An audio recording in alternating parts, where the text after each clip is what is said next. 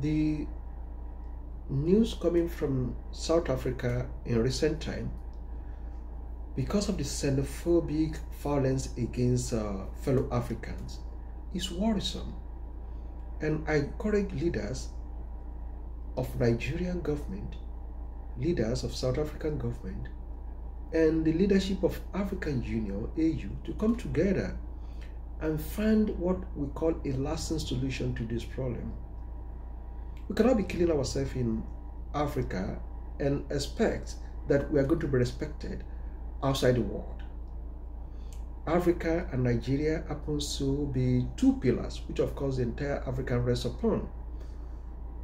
So the two countries must come at this point in time and take the responsibility of leadership and show the world that we can do it. Of course, common citizens will take law into their own hand in the face of poverty and hopelessness, and that's what we see in South Africa. Leadership failure, corruption, and lack of well-established process is the cause of all this problem. So I will encourage South African government, instead of calling, tacitly supporting violence against fellow African brothers, to establish their own, to enforce their own law. They have law of immigration. They know who's supposed to come to their country. They know the number of people that have papers. They know that when it comes to criminality, it's not just about Nigerian. It's not just about black. It's not just about white. It's human race. It's human thing. So whoever that commit crime, enforce the law, arrest the person, and put the person in detention. When the police need to respond, they need to respond to any distress call. So to forestall a situation where South African poor people will resort to self-help. Most importantly, the South African people must come together and hold their leaders accountable. They are the one who is responsible for lack of opportunity, the poverty and lack of job that left millions of young people jobless, that makes them to look to their fellow African brethren as their enemy.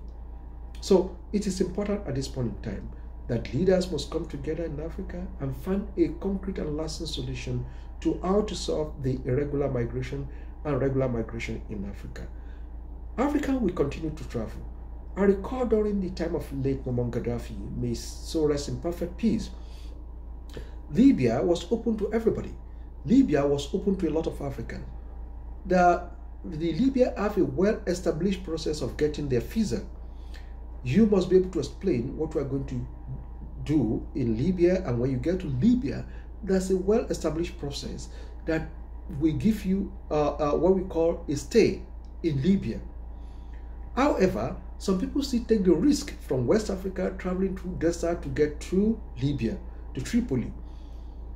There wasn't any time where we have the report under the leadership of Gaddafi that citizens wake up one day and start killing their fellow African brothers. Rather, for those who commit crime, they have prison for them in Libya. In fact, those criminals will be the one begging that they want to return to their country on their own volition. And for those who behave themselves, they have a process which of course they go through for them to be able to acquire their paper.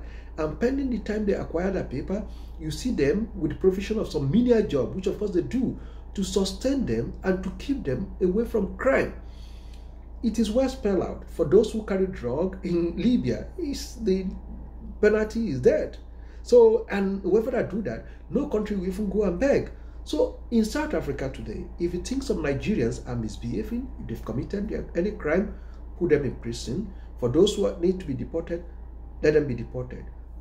Enforce your law in such a way that citizens will not take law into their own hand. Most importantly, the government must produce jobs. They must turn the economy around. There's a need to stand up and fight corruption that has put us where we are today. It is time for Africa to unite for the progress of Africa.